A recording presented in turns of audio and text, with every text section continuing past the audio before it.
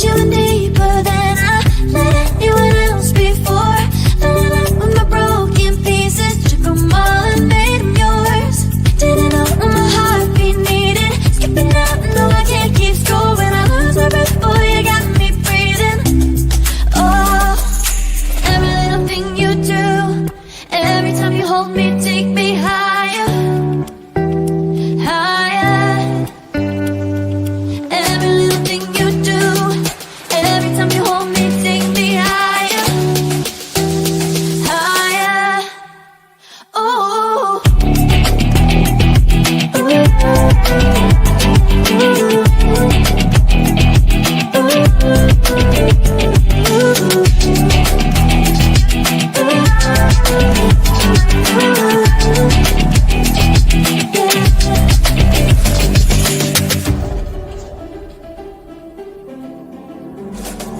magic. No, I'm never letting go. Now that I have it with you. When you kiss me, it's like the stars fall out the sky onto my heart to cover up what I don't wanna show. I let you in deeper than I let anyone else before. Filling up with my broken pieces, took them all and made them yours. Didn't know what my heartbeat needed. Skipping out, no, I can't keep score. When I lose my breath, boy, you got me breathing. Oh, every little thing you do, every time you hold me, take me higher, higher. Every little thing you do, every time you hold me, take me higher, higher. Oh, you take me higher, you take me higher, baby, you take me higher, you take me higher, baby, you take me higher, you take me higher, baby, you take me higher, yeah, you take me higher, baby.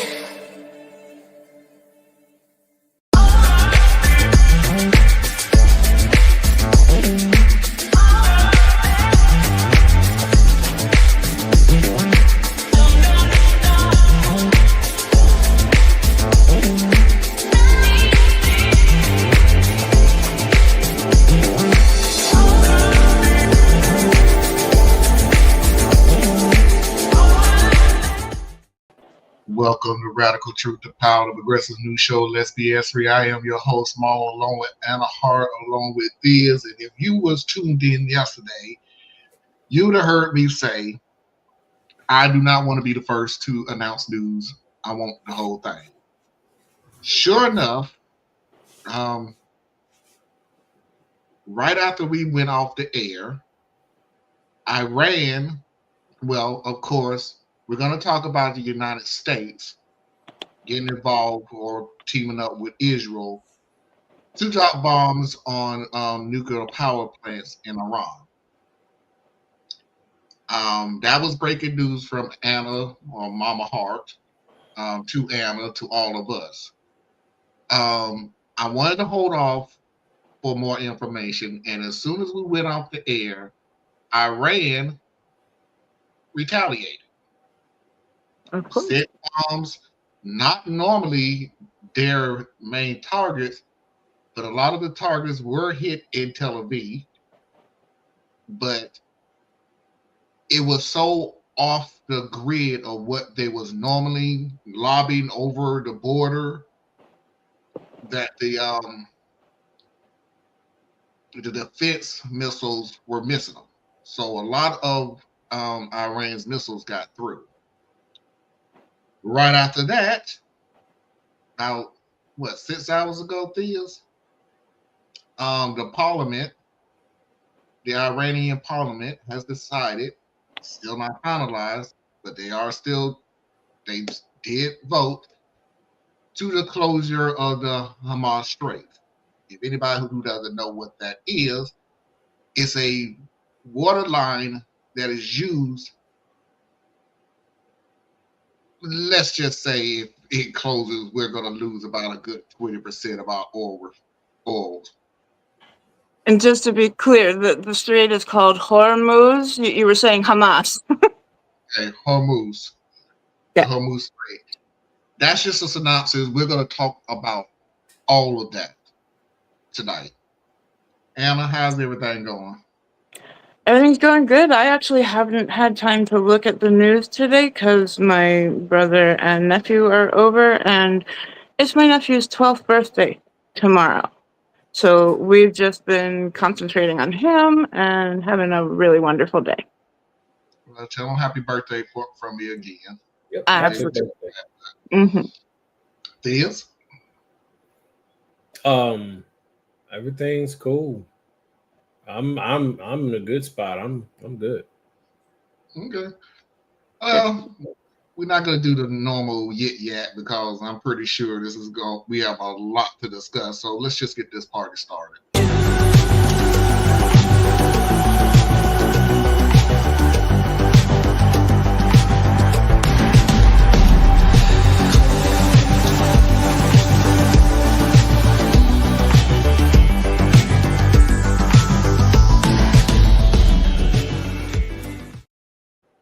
So let's get into the breaking news from last night, right in the middle of our show. The U.S. bombing of Iran. Last night, the United States conducted airstrikes on 3 Iranian nuclear sites. President Trump called the strikes, quote, a spectacular military success. Now, following the strikes, the Israel Defense Forces said that missiles were launched at them from Iran. President Trump and members of his cabinet addressed the country late last night. Channel 9's J.J. Burden is in studio with the latest from the Middle East. And good morning. Now, again, everyone wondering, what does this mean next for Israel, Iran, as well as the country? Now, here's some video. The U.S. involvement comes after those airstrikes between Israel and Iran have been targeting for quite some time. Now, according to Israel, Iran struck their nuclear research complex, and then according to Iranian officials, Israel killed 2 of their commanders, an elite branch of Iran Islamic Revolutionary Guard Corps. Israel's military also said that Iranian drones managed to get 2 of those drones past their air defense, striking sites in the north and the south. And Iran said if the U.S. got involved, it would be very dangerous for everyone. Well, Saturday night, President Donald Trump moved forward with plans to striking 3 of their sites, and that's exactly what happened. And he said that that mission was very successful. He now says it's time for peace. And if there isn't any peace, we will see things much worse than what we've seen in the last 8 days. We do know that Israel's Prime Minister Benjamin Netanyahu came out and he spoke up saying that President Trump's decision will change history and said he did something what no one else could do. Again, President saying that he wants peace. This morning, Secretary of Defense Pete Hegseth as well as General Dan Kane will have a press conference from the Pentagon discussing this some more. Reporting live in the studio, I'm J.J. Burton, Channel 9 Eyewitness News. Now, before we even start discussing that, just keep in mind what Trump said. We have peace or things are going to get worse. Well, Iran done gave you your answer, Trump. Iranian strikes began within hours of the U.S. joining the conflict. The damage is extensive, with sites in and around Haifa and Tel Aviv being bombed. We were in the center of Israel, center division of Israel. A missile fire hit right inside of a building complex behind me. Iran says it also targeted Israel's main airport, Ben Gurion. Ben Gurion Airport, the regime's biological research center and alternative command and control centers, were hit during this wave by guided missiles equipped with maneuverable warheads. These were guided until the moment of impact and carried various types of high explosive destructive payloads. As sirens blare, thousands of Israelis head to underground shelters like this one in Tel Aviv. And I was really happy that, Trump has decided to act, finally. I think it will end the war. This is my hope. Maybe it is wishful thinking, but, I hope it will be fine. Above ground, the damage is clear. This neighborhood in central Israel, one of several hit. Bolstered by support from the Trump administration, Prime Minister Benjamin Netanyahu has previously declared Israel is ready to continue its attacks against Iran for as long as it takes. Shortly after the U.S. strikes, Netanyahu spoke with Trump. הוא בירך אותי, הוא בירך את צבאנו. He congratulated me, he congratulated our army, he congratulated our people, and I congratulated him, the US pilots and the American people. President Trump is fiercely leading the free world. He's a great friend of Israel, like no one before him. Now, across the Middle East, many are questioning if U.S. strikes will mark the beginning of an end to the conflict or lead to an escalation and a broader regional conflict. Katia Lopez-Odoyan, Al Jazeera. Anna? Well, considering many countries around the world have said that if the U.S. strikes, we will get involved, I think that's a little, we're past that.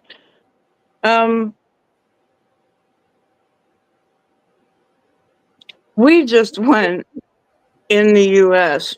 from a day that absolutely angered and embarrassed Trump, from his little squeaky parade to the No Kings protests and the ICE raids protests. He was so angry about that he called up Hegseth and we're allowed to swear? Yeah. Oh, yeah. I know I am. I said I wasn't going to, but he just bitched out Hegseth and said the tone was all wrong. The soldiers were hamming it up. How dare they look like they are having fun at a celebration for the army. The tone was all wrong. He was very angry at that. And the thing that he hates is to appear weak. So he's thinking, okay, now, because, we were already involved in Iran. The moment Israel decided we are going to bomb Iran, we were, supplying them weapons and all that. So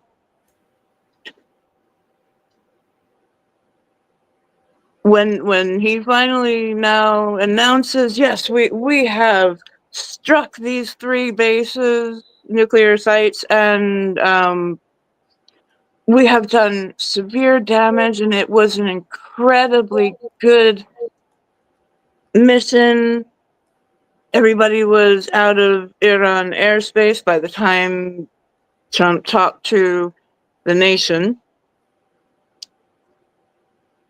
He was wanting to look like that the whole thing was predicated on him. If he wasn't there, it wouldn't have been successful. That's the way he rolls. But of course, this is just more. This is puffing out the chest. This is posturing and shooting some of the bombs out of our actual aircraft.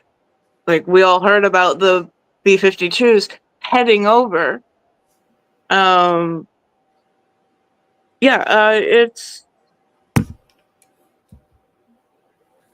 It's terrible. We basically all, well, most of us who are in the know, we woke up today wondering, like, okay, have other nations joined in? What? Thankfully, so far, that's holding out, but I don't know how long it'll be. We got here awfully fast. Like, we have been talking about Iran since his first run. So, like, he always said, Obama would start the war with Iran to stay in office. Didn't happen. And in fact, let's all remember, please, if Trump did not tear up the Iran nuclear deal, we wouldn't be here.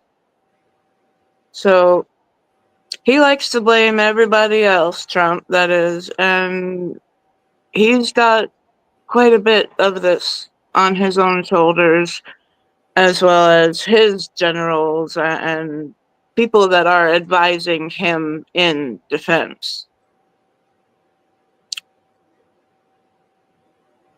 It is.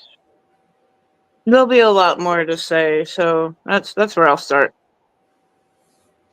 Is I'm a little limited, to be honest with you. I'm not going to sit here and pretend like I haven't been following it. I have. Mm-hmm. I've taken in a lot of the different details and things like that. But my view on all of this is probably not in the popular realm. In that I'm not overly interested, because it's like everybody. Not every. I don't mean this in like a pejorative way, but it's like the tendency to just go from each new shiny thing, and it absorbs everything. Like my entire YouTube timeline is just full of this. Like, oh yeah, all the other things that I normally look up, which I admit most of my stuff is political, but it's all this. And there's a few times you'll have an aside where they'll say, "Remember the genocide in Gaza? Still going on, guys." Which is important to remember. But I don't know. I don't really know how to put it. I don't. My heart goes out to all the people who are being affected, mostly the people in Iran, but also the people in Israel, because they're not making the decision. Their government is. Kind of like we're not making the decision. Our government is. Yeah. And even the people who voted for name your leader, BB or Trump, even the people who voted for it, they're not all in lockstep in support. So just war is bad, and it's all stroking the ego of people who don't have to face the consequences. So like that's like really like probably about as high as my interest has mostly risen, because I am still more concerned with what's happening on domestic soil with immigration. I am more concerned with what is staring down the proverbial barrel at my community. So it's kind of like these things are super important that's happening overseas, but not very important to me because it was all obvious. You know, what I would say, and it probably, when you do more of your videos, it'll probably come up again. I don't know.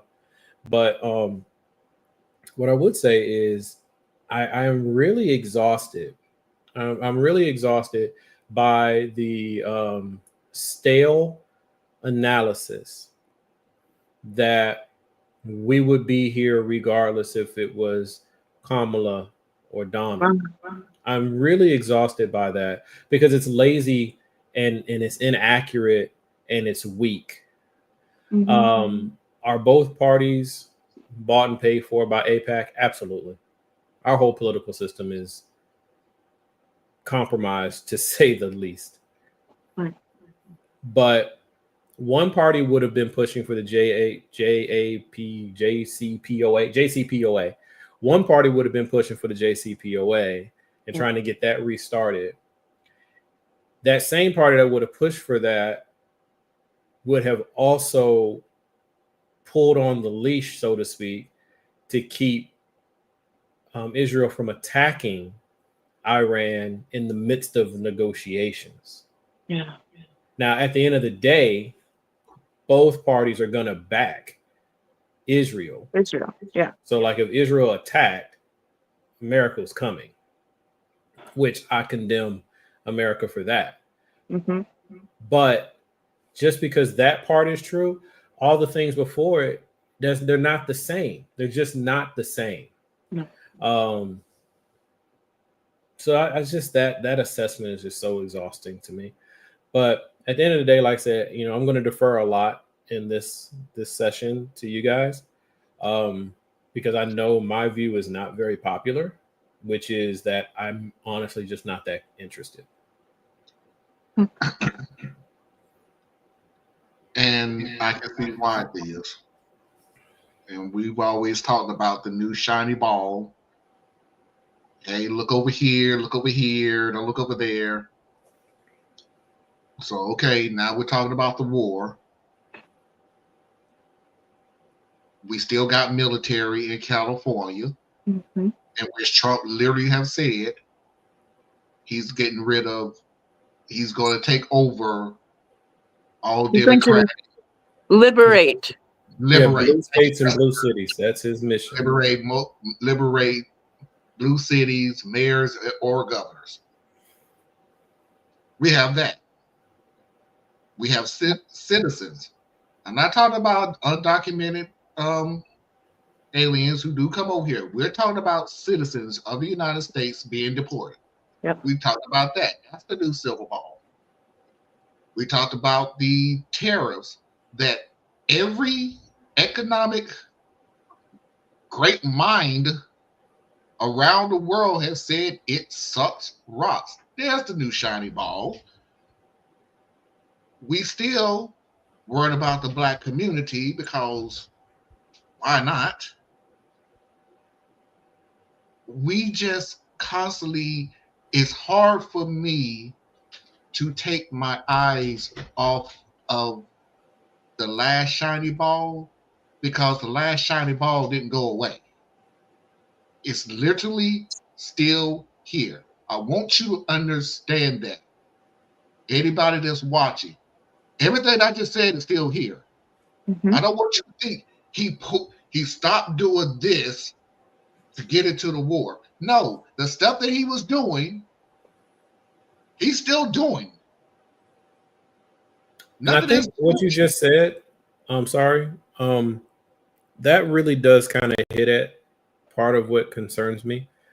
But if you recall things I've said over the last few years, that's what always concerns me. Like, just because it's not on TV at the moment doesn't mean that it stopped. In fact, more often than not, it's worse. Right. It's just not getting the attention because something else. So I don't want to minimize what's happening in Iran. It's simply that what happens here domestically will always be of more pressing concern than what's happening internationally. And I know that can rub some people the wrong way, especially my family that is really, really hardcore on what's happening in Palestine and Gaza.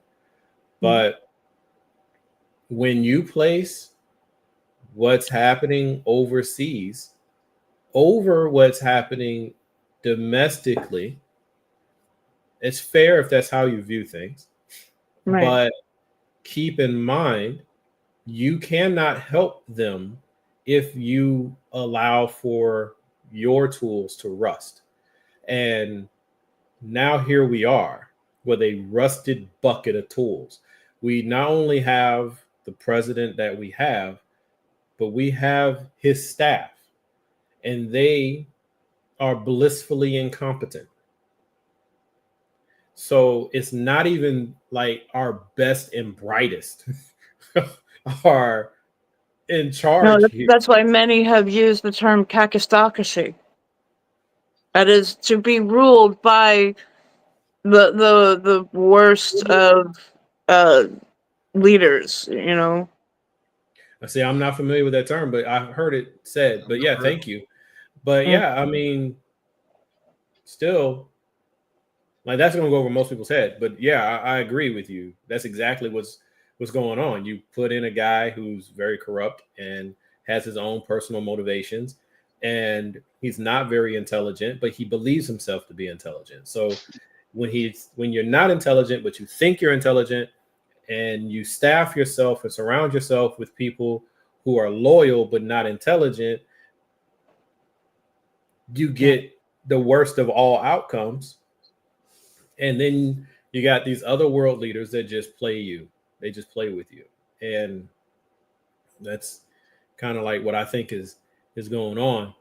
But America would back Israel regardless. A lot of it goes back to that book. And how power distorts what the book actually says.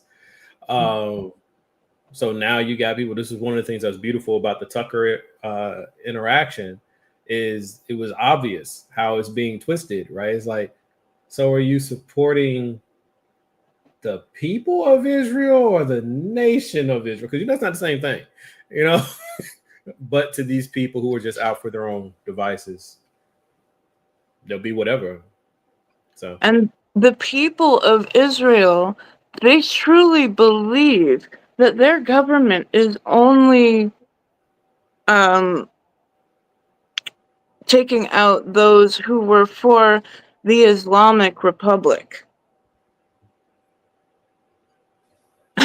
They don't believe that citizens are being killed. That's how bad their propaganda goes. I'm sorry? They're heavily indoctrinated. Yes. Just like we are. Let's just be very real, because listen to almost any talking head or show, they always throw in that disclosure. Well, I don't like the government of Iran either. No one ever explores why. What has the government of Iran done to you? What makes them evil? Because if you pull on that thread, then they end up having to go into their religious belief system, and they can't do that. They don't want to do that because they've literally decided that Iran is evil. Mm-hmm. But the only reason you can think Iran is evil is because you think what they believe in is evil. Yep. And then if you think what they believe in is evil, that means you're saying that you're against Islam, and this is a war against Islam. But you can't say that, right? But you couch everything in this coded language of I'm fighting on the right side of God, which means Christian God, which means any other God is enemy, which means now Islam is evil. That's the undergirding of all of this. I was watching a protest in Iran today, and you couldn't tell that from downtown Tel Aviv or downtown New York. They dress the same. Everybody's just, it's very Western. Okay? Yeah. So they're every bit as advanced as anywhere else. So you're really at war with their belief system. And we've all been twisted into knots into thinking that they're somehow evil, when America, in this particular case, America has been the aggressor since the 1950s. They had a democratically elected leader, but they didn't agree with capitalism. So America went to war and basically went to war, but you know what I mean? But it overthrew a democratically elected government. Because at the end of the day, it wasn't about democracy, it was about capitalism. Yeah. I'm sorry. I meant not to speak that much, and then here I go. So I apologize, y'all. Oh, that's okay, because you made a good point about indoctrination. Because if anybody was paying attention, it just caught me off guard. The last video that we looked at, the guy was saying he was so glad that the United States got involved in bombing Iran or something to that. And he's hoping that this would now end the conflict. And I'm just looking at him like, aren't you right now under a bunker? Like, I don't know what you're talking about, dude. Obviously, it didn't. No, he's talking about it the same way Americans do. Yeah. It doesn't matter who started it. It's about, this is my team. So he'll never, unless you push him, because he seemed like a pretty smart guy, unless you push him, he'll never admit that Israel started this. Right. He will hide behind his talking points, and he will bring up October 7th, 2023. And that was where he will focus, because it's the most convenient default position to start from. Yep. And then if you ignore all history prior and you only move from there, then you can say, we were not the aggressors. Can you say that Israel overreacted and overstepped? Yeah, sure. Maybe you can say that, but we didn't start this. And so we're in a bunker because we had to fight a bigger nation. That's how they're going to view it. We have to fight Iran, which is bigger than us. And the only way we can survive is if America steps in. And so America has stepped in. Thank goodness America has stepped in. Maybe they can make this come to an end, because Iran will realize they may be bigger than us, but they're not bigger than them. Like, this where all this energy comes from. I don't care what side of the conflict you find yourself. You just pick a different starting point, and you can rationalize everything else from there. Mm. I know they'll use that "we're saving the women and children" card. Honestly, I haven't heard that. I heard you mention that in your show, Tracy, but I haven't heard that excuse. But it's course, they always will do that. It's always about women and children, as far as like stale talking points. No matter what side of the conflict you pick, it's always about women and children. Screw the men. Whatever happens to the men, nobody cares, right? Just by the fact that we are men, we're expendable and we're obviously the aggressor. It's always about women and children because it generates a sense of empathy and compassion and restraint. But I hadn't heard that invoked per se, but I wouldn't doubt that it's absolutely being used. Yeah, I'm about to say that. I haven't heard it. I wouldn't doubt that it's going to come up eventually. Mm-hmm. I mean, that's how they justify taking away women's medical autonomy, bodily autonomy here in America. It's about the women and the children. It's about the family. This is how they justify pulling back on benefits for the poorest and most vulnerable people among us. Well, we got to make sure that nobody's stealing, because if they're stealing, it's taken from the women, it's taken from the children, right? Yeah. Oh God. Okay, sorry, I'm using too much logic because that's the first thing that popped in my head was. So you're going to worry about somebody stealing, which will take from the women and children. So you're going to take from the women and the children. Just until we can find the people who are abusing the system. Yeah, I'm pretty sure you're right on it. And even though I'm very loath to ever truly agree with Tracy's political positions, we do kind of find overlap here, because this is a true statement when I say that both parties play this game. Yeah. Right? Both parties. Because the Republicans just want to take it away. They think if there's one abuser, we got to shut it all down to get rid of it, and then maybe we'll put something back. They never promise to put anything back.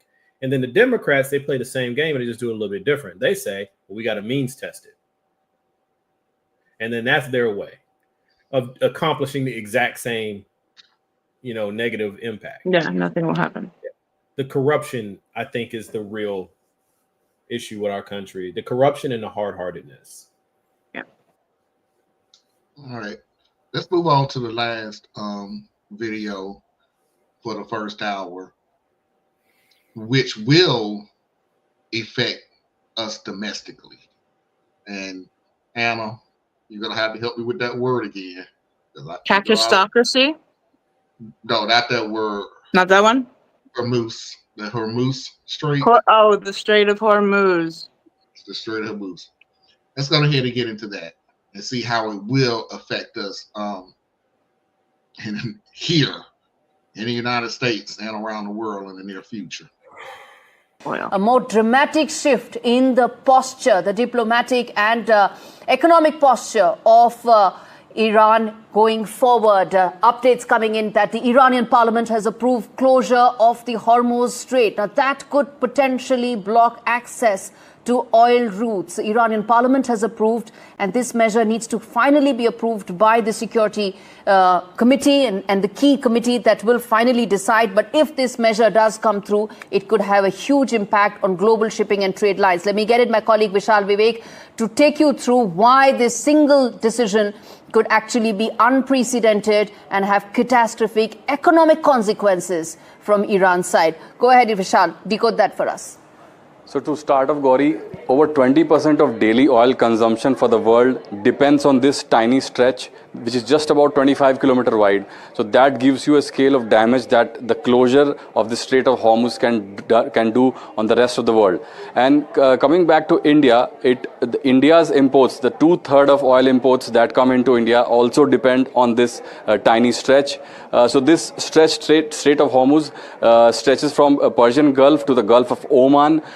This tiny stretch gives space to many Gulf countries' oil exports, such as Saudi Arabia, Kuwait, Bahrain, Oman. So these countries are heavy exporters of oil. So if this stretch is closed, this can drive prices up. It can have effect on global economy. It can drive inflation up. So you name it, there could be a cascading effect on almost all corners of the world, on India as well, as we've been talking about. So the closure, if it goes through, right now the Iranian parliament has just voted to give a go-ahead for the closure of this stretch. That will have to be seen if Iran actually goes through with the plan, because Iran had been threatening to close this stretch for the last 48 hours, and now we seem to be on the verge of that. Okay. And I want to make it perfectly clear if you missed it. They're not saying 20%, period. 20% a day. A day runs through that very narrow strait. You know what's really cool about all of this to me? What? Iran is being painted as this evil empire. Hmm. And yet, it's the only one in this entire equation showing restraint. Mm-hmm. And it's the only one that is running its decisions through its version of a Congress before taking action. It's the only one. Bibi is just doing what he wants to do. Trump is just doing what he wants to do, both of which claim to be democracies and yet reject democracy to accomplish their theological and own personal aims. Mm-hmm. Meanwhile, the one on the receiving end of the brutality is still talking at the UN, is still trying to speak to the international community, is the only one that is actually a complete partner in oversight with nuclear guidelines. They're the only ones doing everything quote unquote right, and yet the image steps. And I'm saying this for one reason, just to show that I think it's important to put that out there. But then the other thing I'm saying that is because this is a message. Once again, I'm talking to my community, and I'm talking to our partner relationships and cousins and all those, right? The white community, the brown community, all the other communities that are also set upon right now. It doesn't matter what you do or what you say.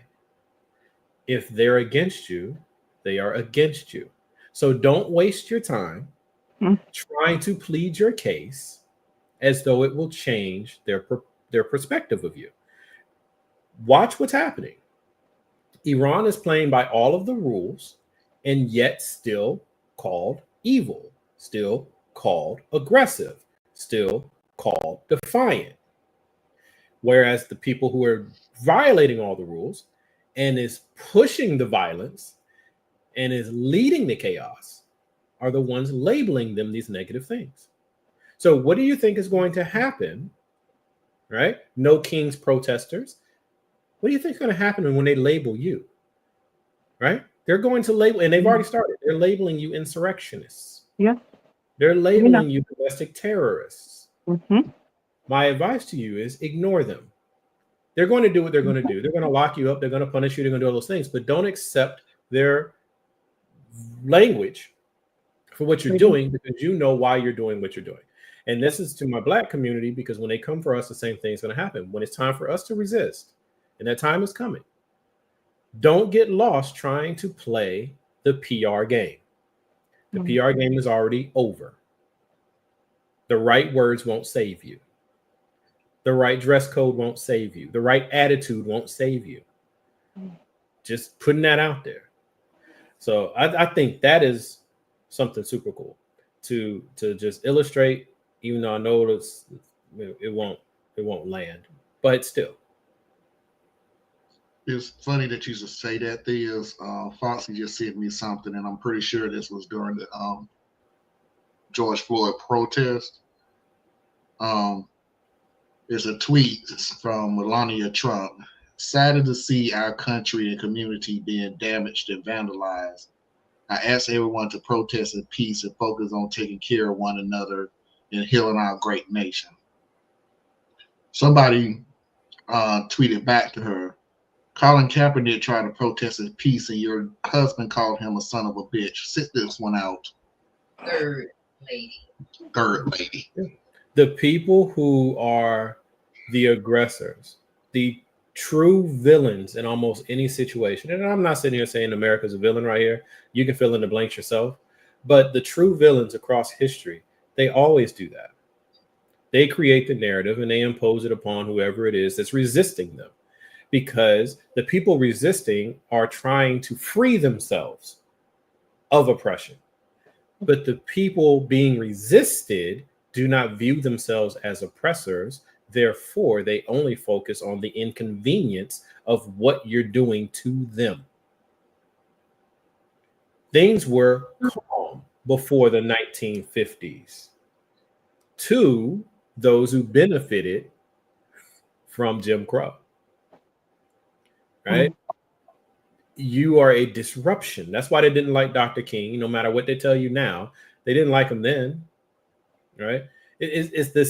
We're up against ideologies and theologies.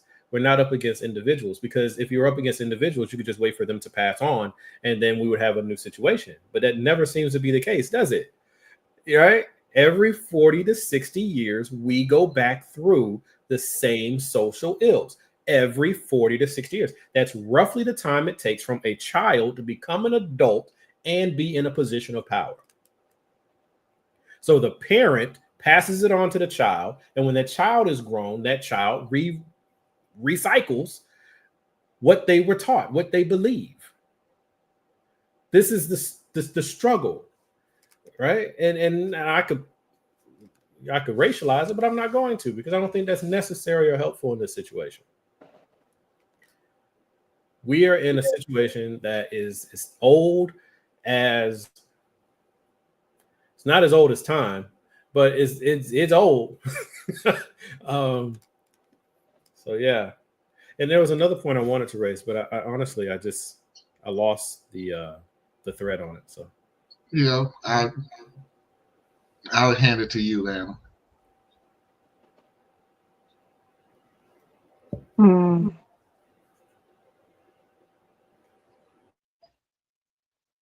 It's hard to know where to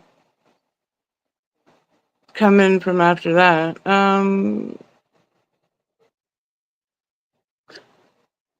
My thought is always just with human life. I am anti-war in any country. I don't want anyone to get hurt.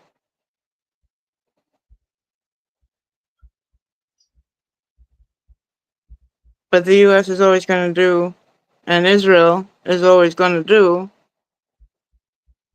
what they want.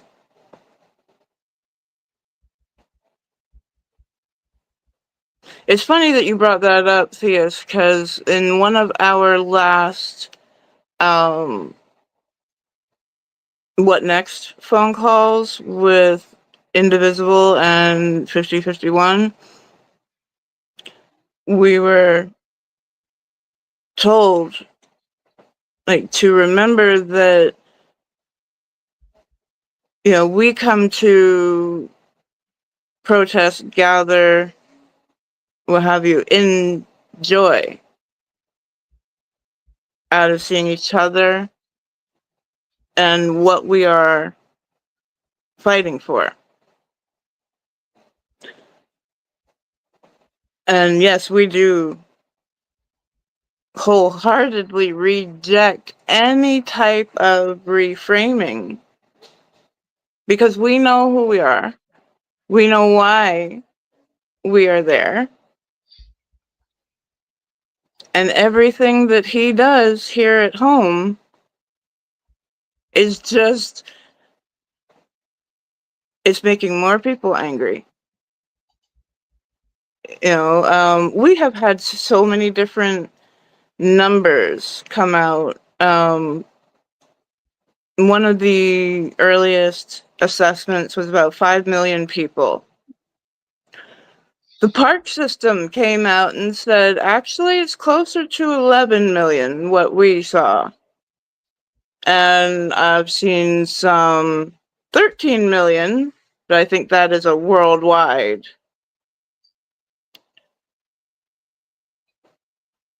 You know, always remember, there are more of us than there are more of them.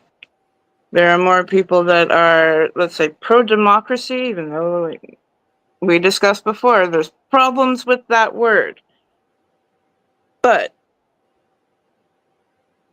we are against what Trump is doing, and we are absolutely determined. So I go back to, we can walk and chew gum at the same time. Sometimes take a sip of water as well. Because, you know, this whole time, we have brought our protests about Gaza to the streets as well. We have just joined up, and you know, now this, it will just spur on more people to join. We keep on thinking that the groups of Indivisible, so it's a decentralized group.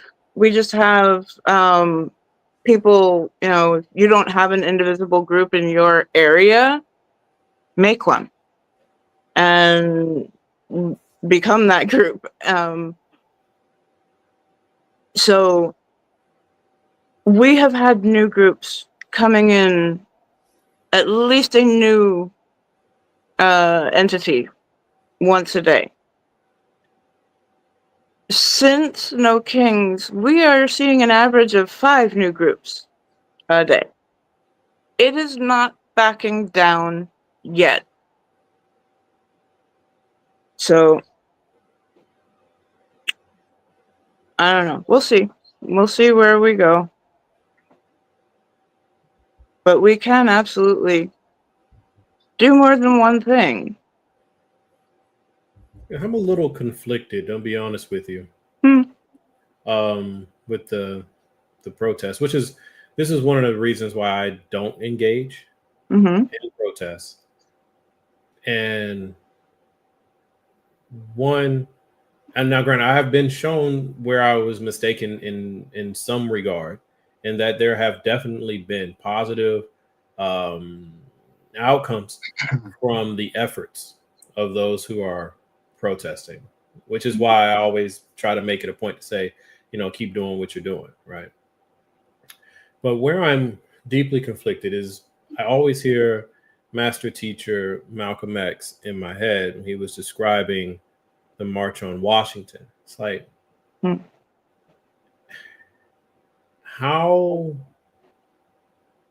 I know it exists, because you've intimated it, you know, pretty good there. But I can't process how you are expressing your dissatisfaction with something while smiling and dancing and singing. Enjoy. It's like a big carnival and everybody's there. So you got some who are serious and some who are jovial and some who are feeling the moment. And I'm not trying to be overly critical, because these people who are there for all these different manners of how they express themselves, at the 30,000 foot level, it's numbers. So you get the impression of numbers, right? Mhm. If all you had were the serious people, you wouldn't have as many numbers, right? So that's why I'm saying, like, I'm conflicted, right? Because if I show up at a protest, I'm not smiling. I'm not trying to have a good time. I have interrupted my day because things have gotten to the point where I need to assemble with like-minded people. And if I show up and you come to me smiling and dancing with a cup of something and want to put some face paint on me, I will be extremely angry with that person who does that, because my mind, how am I supposed to fight with you? Right? So it's like, yes, we have these numbers, but y'all ain't here to work, because when it really gets hot and you got to do some stuff to defend yourself or defend those who are around you, you're not going to be in that number. Like if we watch, and that's why I'm saying I'm conflicted because it's not as simple as that. Because when the riot police show up and they get to shooting the tear gas and the water hoses and all of that, they're usually hitting the most serious of the people who were there, because the less serious ones back off. Yep. Yes, they do. So you still have this vanguard catching, the brunt. And what did they get from it? Like, you got something from the mass numbers because it's on the news and everything.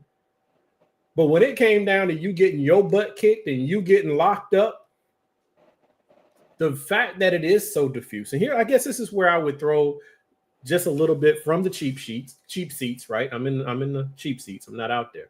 So we have to do a better job of building the infrastructure that undergirds all of this.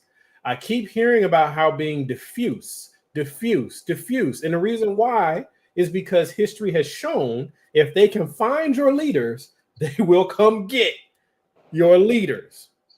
So the response to that has become a much more diffuse movement. You get an Antifa, which is an ideology, it's not an organization. Right. You get an Indivisible, which is an organization, but it's an open membership organization, right? But what you don't have, at least I don't think there is, because I don't ever see it pan out in any way, because it would get out if this was happening. An organization that undergirds this, that when they lock up your people, you go pay bail. Not because you knew this person, but because you have organized this segment. This is what people don't understand about the NAACP and the SCLC during the civil rights movement. There were groups who put money together to go bail the people out. Right? So I hope, and this is why I transition back to my community. I know we're talking about the war, but I'm sorry. But this is something I'm talking to my community and all the other groups out there. I hope you can benefit from it too, because I want to see us all do this.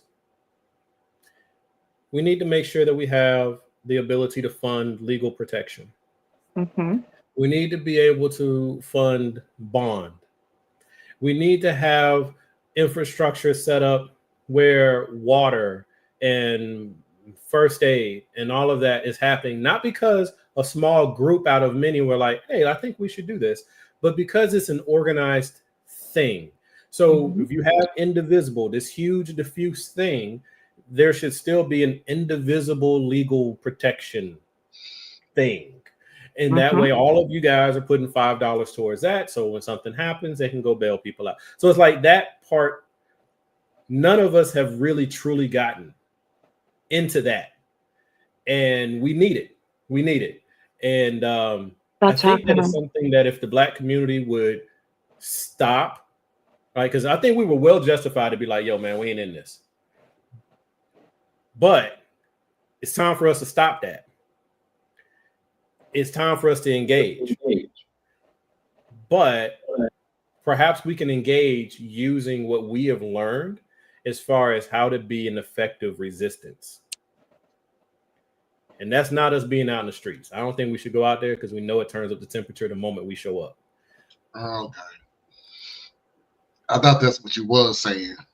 No, and that's just it. Like everything has to be multidimensional, and what we've every group, because we have our special interests. This is why the Democratic Party and the left as a thing is so broken. Is because we're on the left simply because there's no way we can be safely on the right. So we're not on the left because we're together. We're on the left because we're not over there, right? So everybody has their special interests. Everybody has their grievance. Everybody has their history. Everybody has their pain. Everybody has their struggle. And that is our strength and our weakness at the same time. So when I say we need to get engaged, no, I am not saying, hey, Black people, show them how to make a nice chant. Hey, hey, ho, ho, ho, ho, who got to go? That's the white folks chant. Let them have that. That's their chant. Okay. We come up with more creative things. We shall over. Okay, cool. They don't need us for that. Okay? They don't need us for that. They are right now, white people that are interested, Latino community. The Asians still ain't shown up quite yet, but I don't know that's really their move. They're a lot like us. But these groups are out there putting their bodies on the line. We don't want to do that right now because we've been burned too many times. Mm-hmm. But we can get engaged in the things I was talking about. You can pull up with a U-Haul truck full of cases of water, pop the back of it, and walk away. Come get the truck later, right? There's things we can do to get engaged without being on the front lines. Because right now, and I'm sorry, I'm gonna get off of this soapbox, but we have been told as Black people for 100 years now that we just aren't doing it right. Every time we do something, we're told we're not doing it right by our enemies, right? Because we can't sit down, we can't kneel, we can't stand, we can't lay down, we can't run, we can't walk, we can't hide, we can't yell, we can't talk too aggressively, we can't pray. There's literally no appropriate way to show resistance as a Black person in America, as so long as you're willing to acknowledge their narrative. And you have to acknowledge the narrative because they come with violence with their narrative. But given that, cool. And this is what you're hearing from Black folks. For those out there who are confused about us, one of the things we hear from you said we couldn't do it right. We didn't know what we were doing. You do it. Show us. You show us. Show us. You go first. You show us. I'm saying we have to take that from empty rhetoric and actually take some accountability and put in some ownership. Yes, you show us. You go out there and get beat up and tased and gassed and not. You go do that. We had our turn. You go do that. Mm-hmm. But that doesn't mean we just get to sit in the stands. We have to find our way to help. We're the more mature group out of this. So maturity lends to youth. Help the resistance. Help the resistance in the ways that make sense. And I think that we're late and we got to catch up. No, we're not. That was the last video of the first hour, and this is Sunday, so I don't rush through the first hour just to get to the Kiki Reddit stories and everything else. I don't have much to add without sounding like I'm just saying the same stuff that y'all two said over and over again. I do agree with Anna that, at this point in time, we have a lot of things on our plate. There's a lot of things that's going on. A lot of things that's going on. And I have to keep in mind, even if none of this was happening, which it is, but if none of this was happening, there are certain things that's more important to certain people than other things. Just the way it is. And I can't hate you for it. You're going to have people who are more concerned about Palestine than they do about Iran. You're going to have vice versa. You're going to have more people like this who are more concerned about what's going on domestically than international. However, it is vice versa.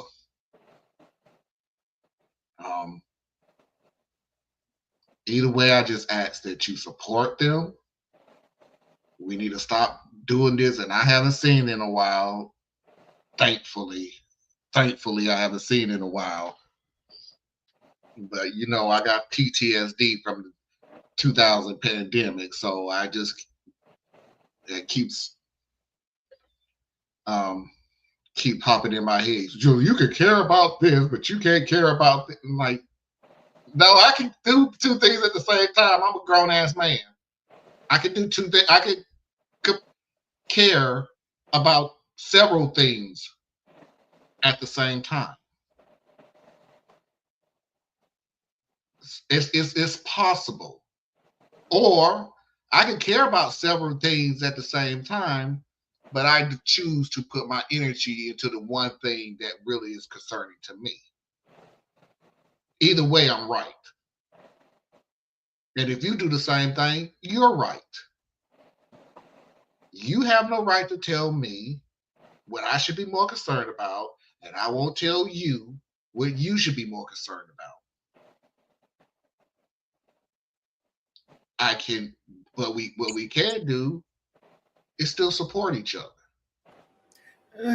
I'm saying that to say all of this. I'm putting an end to this, is I'm moving because your camera moves with you. I told her to stop doing that, and it's doing it anyway. I'm saying that to saying this, and I'm gonna say it damn near every week. It's going to get worse. The Black community, we have got to come together. It's going to get worse. The Latino community, you're going to have to get together. It's going to get worse. Americans out there, race, creed, color, religion, sexuality, you're going to have to get yourself together because it's going to get worse. If this is the ifs or the whataboutism, it's over with. We're done with it. We have been done with that since the damn election. Okay? Project 2025 is now officially in effect. Across the board, you said it was one of the worst damn things y'all ever read. Now you got the people in the office who are executing all of it.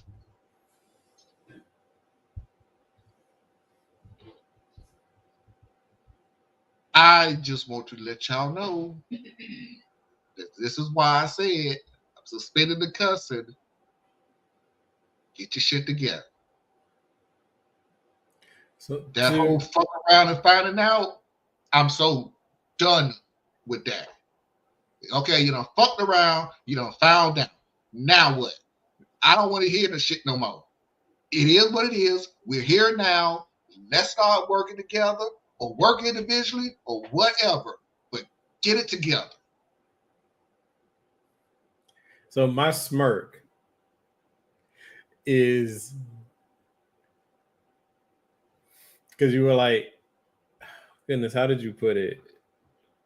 I don't know. Just support each other. And the smirk was because we have got to, and this is just my little opinion, but we have got to stop with this thing when we try to avoid conflict at all costs. That's why our side can't figure nothing out. You know what? No, we do need to support each other, but we need to fight through some things. We need to have it out. Oh yeah, right. We need to have it out, not just with the other side, because the other side They you know, you don't have to fight them anyway. No. We need to look at each other and get to a point where we can say, you know what, we still got problems, right? Black community, gay community, we still got problems. We got issues. Men, women, we still got issues. Okay. But we're looking dead at it and we are deciding together that we are going to suspend those issues so that we can focus on the bigger fight. This is different than just pretending the issues don't exist to go focus on the bigger fight. This is very different. One is actually acknowledging this is on the table, right? This hard-heartedness that exists as to why the Black community is constantly saying FAFO to the Latino community is because for 40 years, just about, the Black community has been on the forefront. Because, I mean, we had the civil rights movement, cool. But in the last, 40 years, since Reagan, we have been on the forefront of catching butt whoopings left and right. We are the face of poverty. We're the face of criminal justice. Even though the Latino community is just as afflicted as we are. But we got the face of it, okay? So now, after we've been telling the Latino community, been telling our Latino community, hey, man, you need to get on board with us, man. Let's work together and figure this stuff out. Instead, the Latino community is like, nah, bro, we got this. You do you, we'll do us. And so now you got the hard-heartedness, the resentment that comes in, and the Black community is like, hey, man, you got it. I ain't coming out there. You do it. You got it. You said, hey, you wouldn't help me when I asked you to come help me. You ain't gonna help me, right? I'm saying we need to look at it and just using these two groups as the example. Look at it and say, you know what, man? We still got some problems about that, man. We still got problems where we're the two groups near the bottom of the ladder, and instead of us trying to figure out why the hell are we still at the bottom of this ladder, we fighting with each other. We got real beef with each other. But we only have that beef because of those who have resigned us to the bottom of the ladder. So let's suspend our issues and let's focus on the big fish. Let's focus on the big fight. And once the big fight has been dealt with, then me and you, we got to square up. That to me is a more effective form of alliance building and partnership. This thing when we're trying to have allies, but we ain't never fought it out with each other, I don't see how that's useful. That's why I reject allies. That's why you don't see me use that word that often, because to me, an ally is a temporary friend.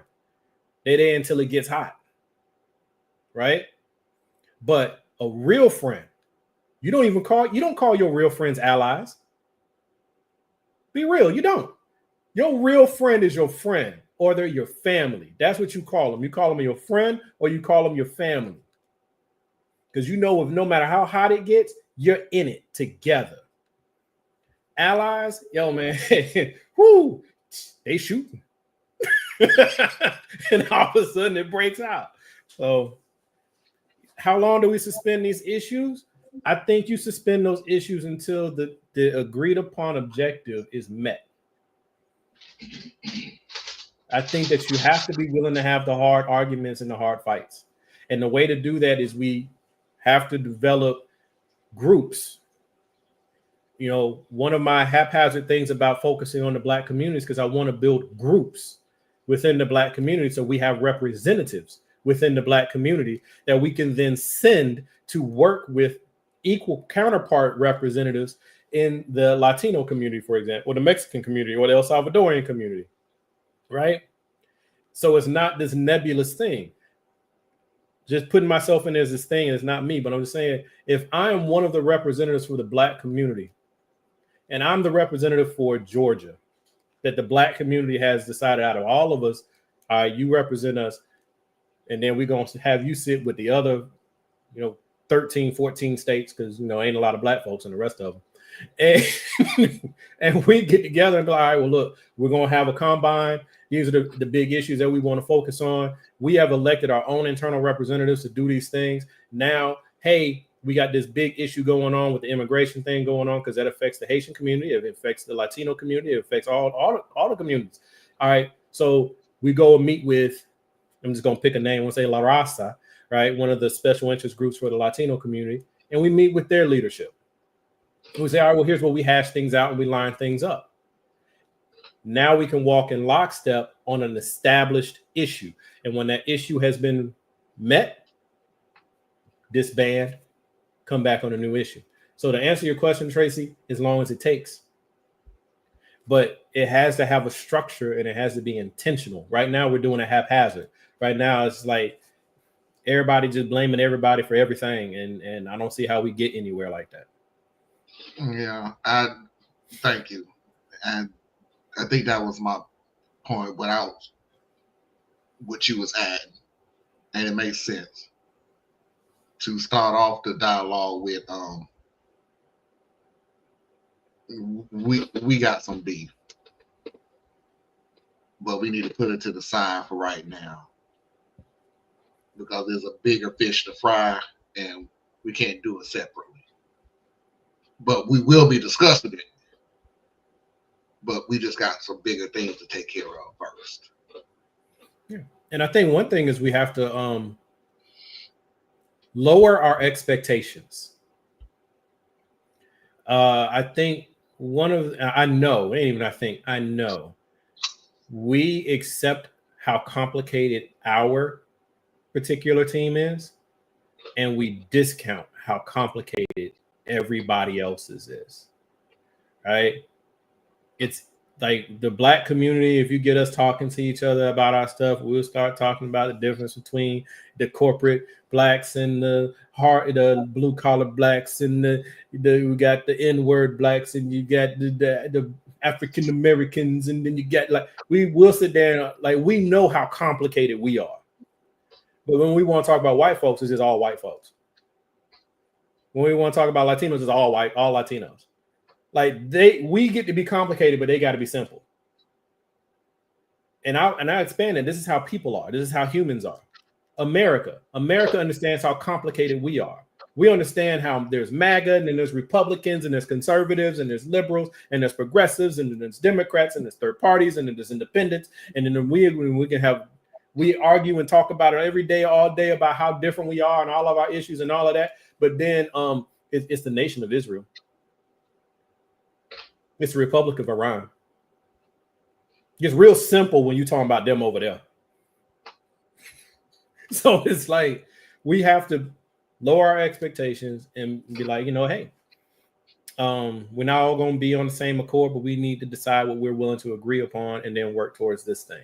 And I think that will move us a lot further to what we say we want, and get us away from always focusing on our complaints and never getting at our solutions. All right, Anna, you got anything before we close out the first hour?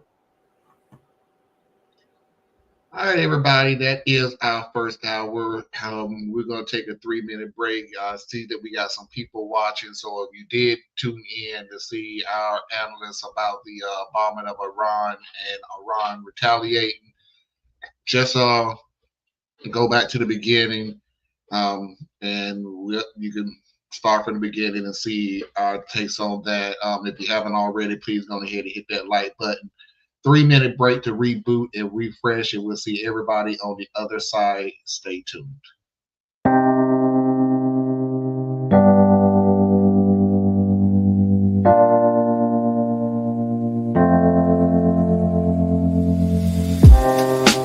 Living for weekends, wishing I could take a break from this world. Running on a hamster wheel, but searching for something I can't feel. I just wanna be a lost girl and fly. Take a breath, feel my wings spread, levitate above the ground and make eye contact with clouds. Now I'm rising, I'm soaring above it.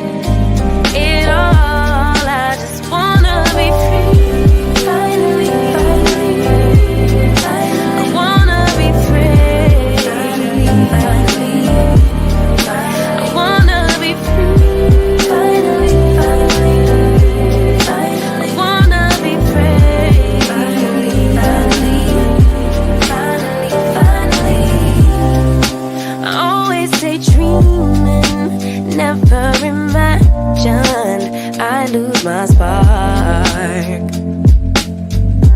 Living in this crazy time, putting back the pieces of my mind. I know how to run from the dark and fly.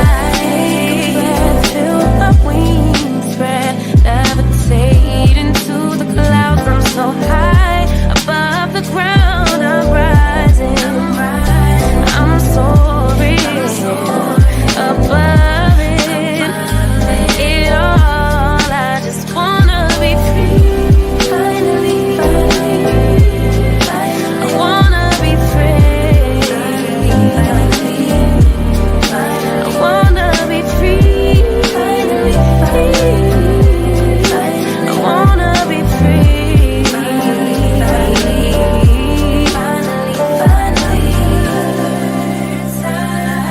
I had to abide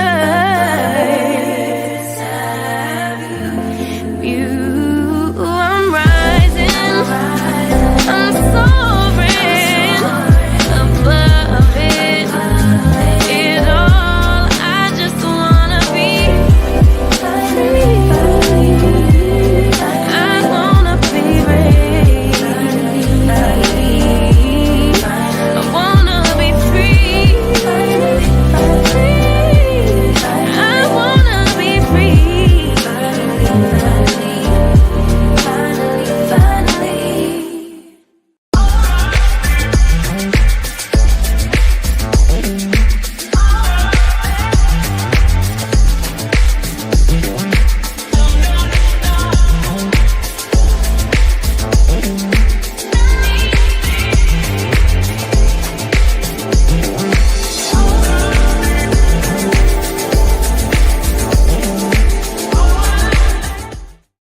We are back, and without further ado, let's go ahead and pay those bills. Please do not forget to go to patreon.com/Tracy Media Fan. Help support Tracy and all of her endeavors.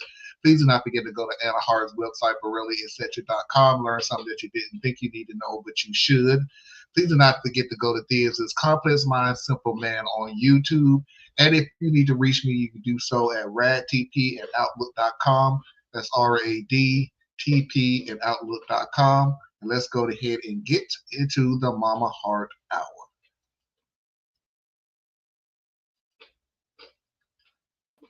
You do that so well.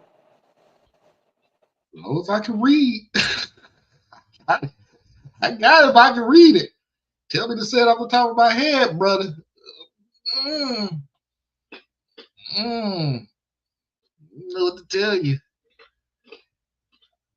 If you haven't already, please go ahead and hit that like button. I truly appreciate it. If you see me drop off, well, never mind. If you happen to see me drop off, just a warning, the internet is kind of screwy, but it fixes itself. So I don't have no issues so far, but just in case, no problems, just rebooting. Am I the a-hole?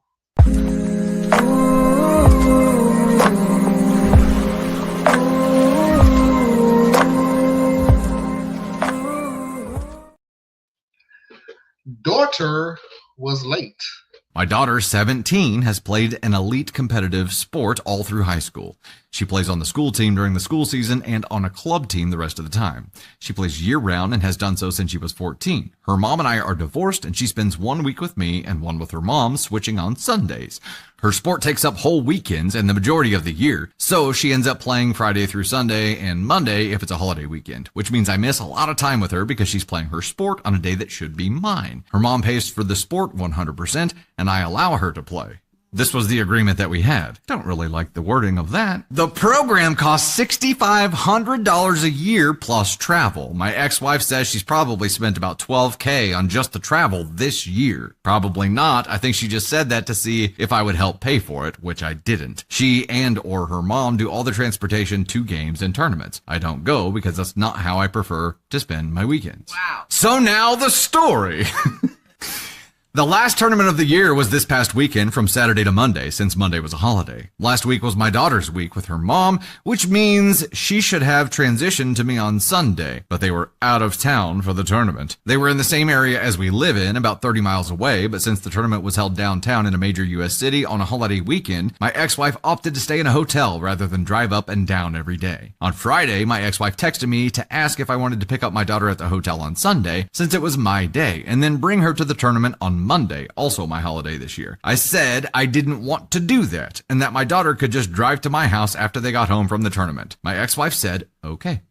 Well, on Monday, my wife was busy with her family, so I decided to drive up and watch my daughter play. My ex-wife asked if I was going to take our daughter home since it was my day. She said I could take her to the house and then my daughter could grab her car and come over. I said no, my daughter could just come over after she got home, and I left. What the Well, my daughter didn't come over for 2 hours. I texted my daughter, but she didn't respond, so I texted my ex-wife and demanded to know why my daughter hadn't come home yet. My ex-wife responded that she was probably napping and would be there soon. I told her that I expected my daughter there in the next 5 minutes because that's how long it takes to drive between houses. She finally got there about 15 minutes later. I again texted my ex that this was unacceptable. My ex-wife said that she offered me the chance to drive my daughter and I refused, so she asked why I was being such an ass then.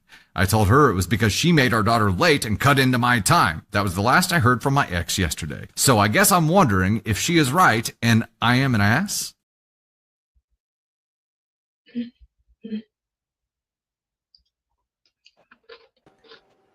So if there was a hindquarters and a passage from the outside world to the inside of that animal, he would be the door to that passage. Mm-hmm.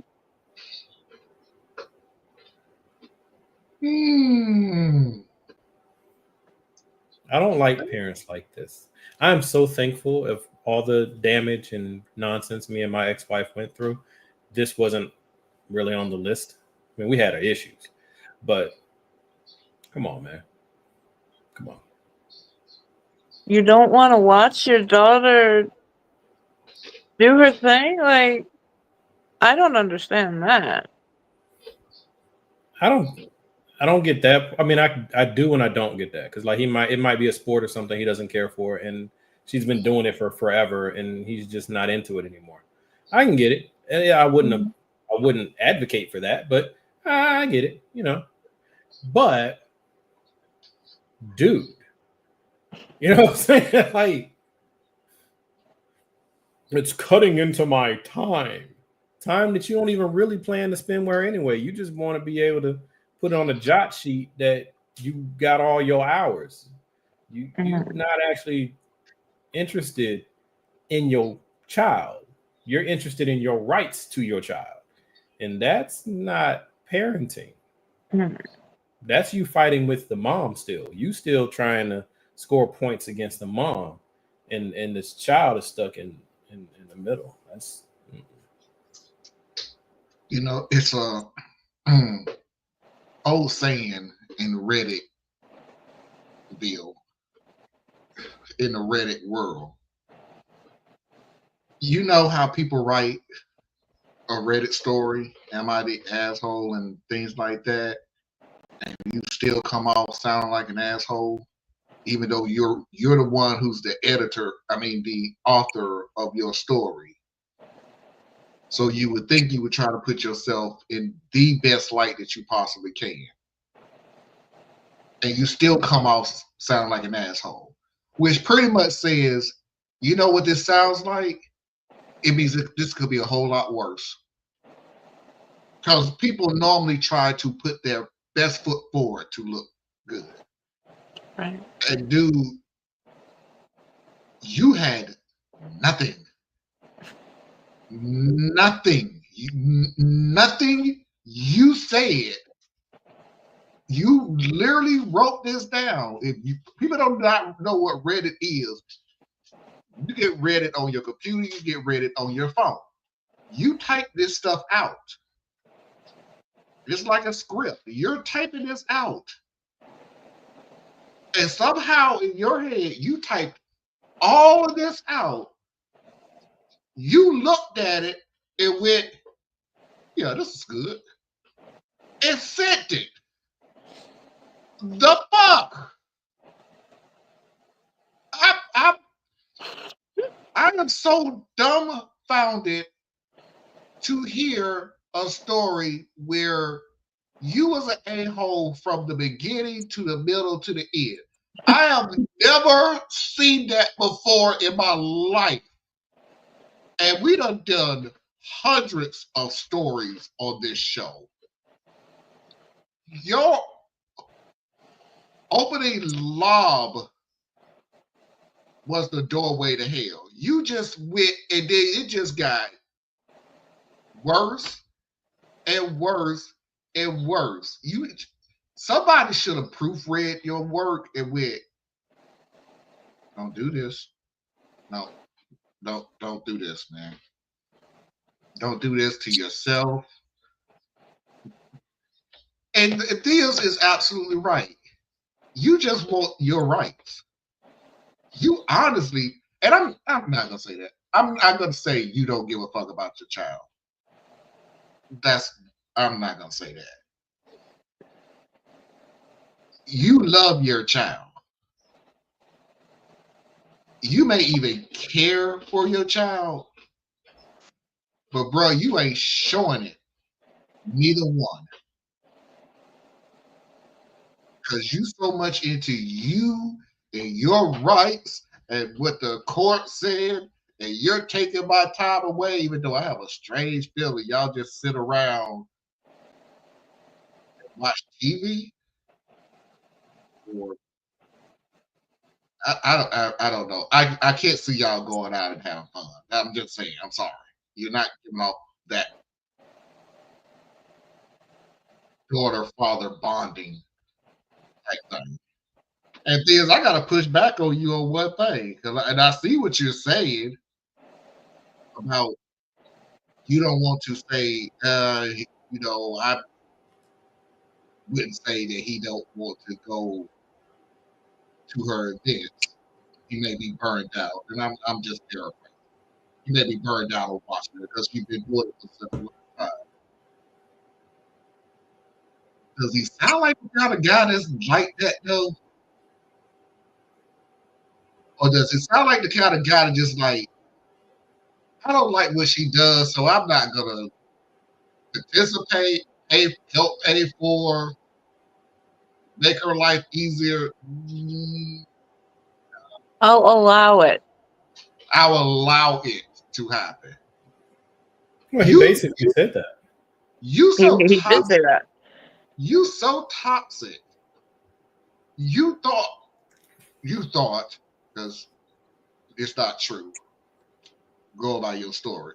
You thought your wife, your ex-wife, telling you how much it costs just to travel was some kind of trick to get you to help pay for it. I am amazed at the fact that one, you thought it was a trick, and two, why the fuck are you not now? So wait a minute. I mean, got to like the wife. And I may be a little dead broke. I mean, how many stories have we heard? Like, my wife is a doctor and I work in janitorial service, so I can't give nothing.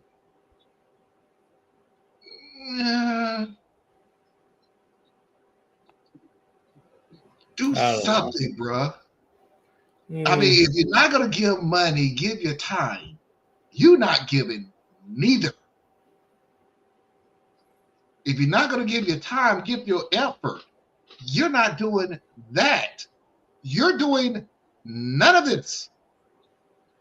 I mean, this dude wouldn't even get a participation ribbon for Father of the Year, but I hate to sound like I'm trying to defend him, but I think there's angles that just need to be considered. It doesn't mean that he's right. I'm just saying that these are things to consider.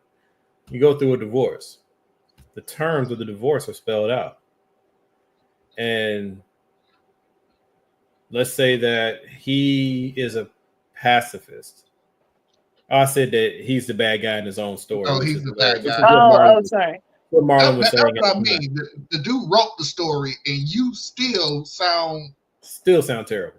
Terrible. Like you couldn't clean that up a little bit, but which means he really thinks he's right. But what I was getting at is, let's say that, because it didn't specify what her activity is. So Right. let's say she is a competitive judo. I don't know. So let's say she's competitive judo, because some schools have judo programs. Judo, like martial arts. Sorry. Yeah. So let's say she's competitive judo, right? Or she's a competitive wrestler. Let's go there, because then we're not always talking about a rich school. So she's a wrestler, right? And she's wrestling co-ed, because there's not a lot of girls in wrestling. No. Dad does not agree with this. Dad does not support this. Mom insisted that because her daughter wants to do it, she's gonna do it. And the expense is $6,500 a year. They went through the divorce. Dad was like, yo, I told you I don't want to do this. I don't agree with it. Right? I'm not going to stand in the way, but I'm not going to pretend like this is okay with me. So now is he subject to his wife's decision just because he loves his daughter? I don't think it's that simple. So that's the case that I would just put out there for people, that is not always as clean as we want it to appear. The guy could literally just not agree with whatever the activity is. And then, yeah, it's expensive, but you chose this. I told you, let's find something else that she could do, but you didn't want to listen to me. You pulled rank on me. You decided this is what was going to happen. So no, I'm not giving you no money, no matter how much you complain about it, right? Because this is a me and you issue, right? I'm just saying that is a legitimate situation that could be at play here. It could. Where all falls apart as far as him being justified in any way is you need to go get your child, right? And just talking to someone who went through being a divorced parent, that is very difficult. Those logistics are tough. And more often than not, it's toughest on whoever is the non-custodial parent, because the custodial parent plays games. They always do. I've seen all kinds of relationships. They all do, because they have primary custody. The world literally revolves around them raising this child. So if they're going to be late, they're going to be late. They got to change the plans. They got to change the plan. And you're an afterthought. Yeah. So if he's had a history of this happening with him getting access to his child, then he's not going to play along every time you shift the agenda. Because one of the things he complained about was this happens on my weekend. So you are intruding on his limited time. So he's territorial about it. I'm not saying any of this to say that he's right. What I'm saying is that he's not a villain necessarily. So me personally, I made a promise to each of my girls. I don't care where you are. I don't care what the situation is. I don't care. I will always come to you. Right. And sometimes that meant I was driving 2.5 hours one way to get my daughter for my weekends. Sometimes that was me driving an hour when we were in the same city. Sometimes that was me sitting at a quick trip gas station an hour past the time you were supposed to bring me my child. Sucks, is what it is, and it definitely breeds resentment. So I'm just saying that, right? And in this case, the daughter has a car. You can tell that he's really selfish as far as how he processes things. And she's like, well, come get her, and then we'll figure out how to get the car later. Nah, because now I'm going to come get her. The car's still down there. I got to go turn around, get up tomorrow, drive back down there, and then do this again tomorrow? No. When she's ready, have her come here. Right? there's a case to be made for that argument, but his approach was assholish, and his way of doing things is only going to alienate his daughter. All right, Anna, you got the last word.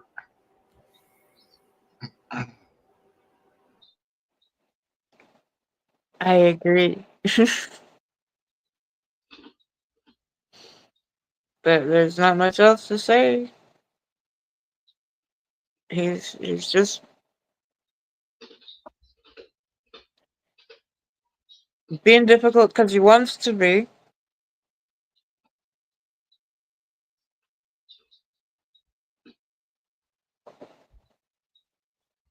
Yeah, I just hope the daughter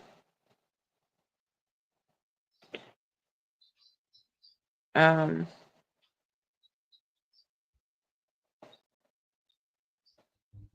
hope she does feel support from him in some way. Just I didn't see any way of it coming through his words. So there's a lot missing that makes it hard to, say that, yeah, he's an asshole. But no, he did come at this pretty weird. So yeah, he was the jerk.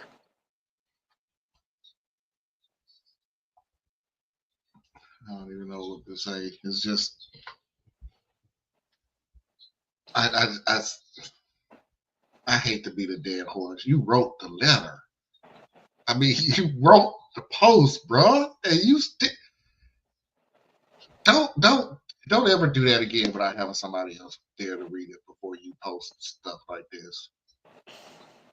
That's all I'm asking. You may be the a-hole, you may be what Diaz has said, and you at the end of your ropes. And I'm just saying, Reddit.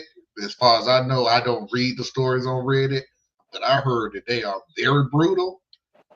They do not pull punches, and I don't even want to know what they did to your ass. But just don't ever do that again, man. Don't. Damn, just don't. Mafia video of the week.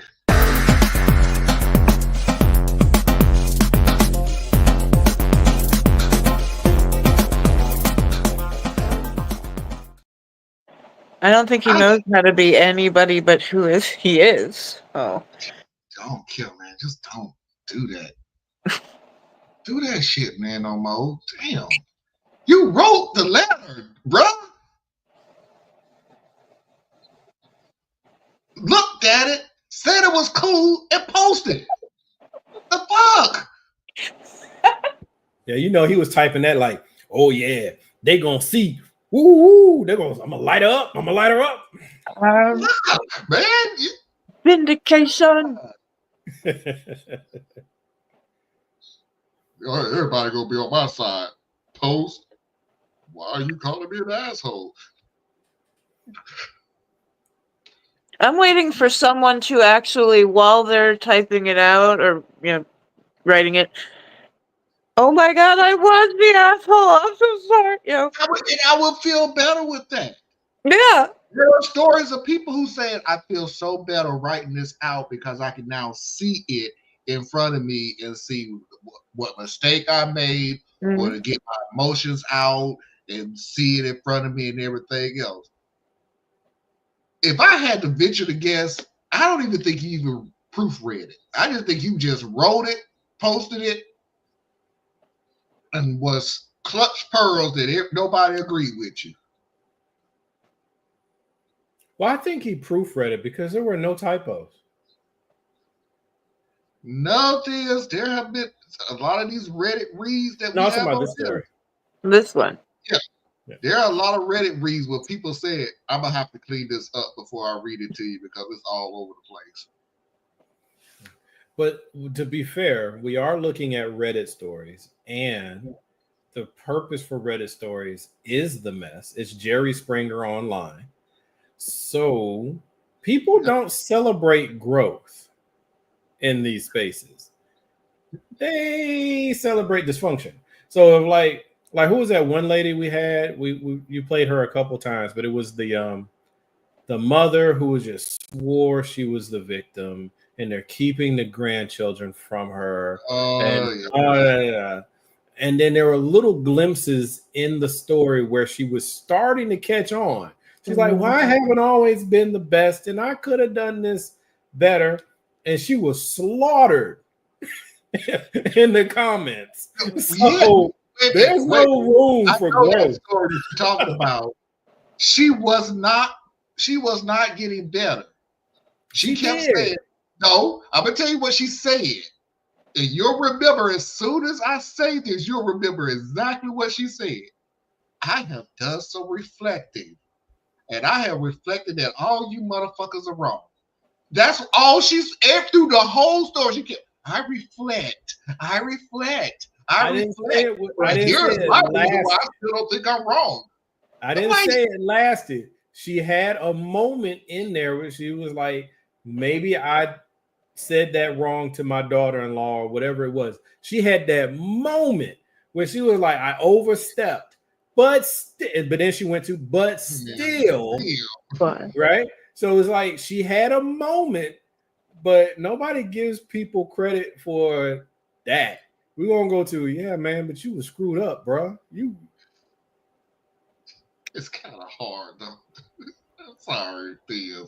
Like if this dude had a follow-up to the video we just had, or the thing we just had, and he said, I had to think about it, and I just went ahead and I drove down there and I got my daughter and I brought her home, and it sucks that I had to go back down there to do the car thing all over again, but it's what I had to do to get my daughter. If that is how that ended, he still would have been savaged. Not because he finally did the right thing, but because he didn't do the right thing to begin with. Well, then you know what the issue would be, Theos? Because I would give him credit for it. I would. No, I really would. I don't do these stories for the Jerry Springer moment. I want to see if you will reflect and get better. You can give me that, what you're talking about, willing for all you want to. I'm telling you the truth. If you own your issue and you change, I will give you grace. I'm not going to be the one to just sit there and go, but you should have did something for the better. Yeah, you didn't though. But you figured out that you didn't do something right. You corrected it. Because I would rather you say, I corrected my issue. I see what I did wrong. I read through a whole lot of Reddit stories. I see where the issue was and I changed. Compared to y'all are still all wrong, I'm still right, and y'all just like, bruh, if people stick to their truth, we still go in on them. Think about this. I'll prove it. Here's how I'll prove it, because I'm guilty of it. The story yesterday. Dude stayed on his truth.